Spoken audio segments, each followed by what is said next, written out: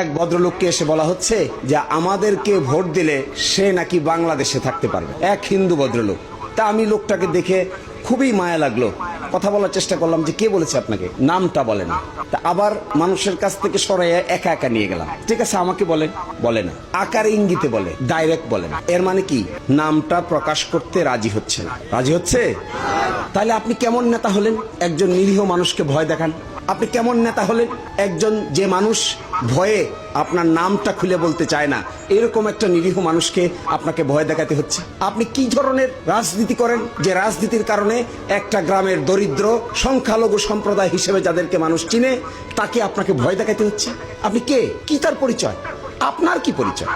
আপনি কি নেতা? এই রাজনীতির নাম কি? এই রাজনীতি কেন করছেন? এই পচা রাজনীতিতে কেন হাত দিয়েছেন?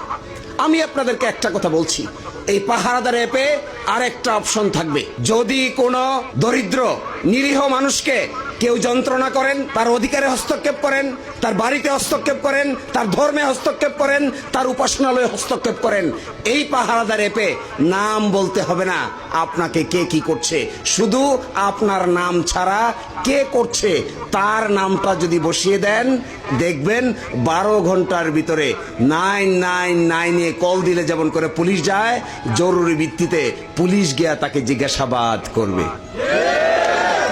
সময়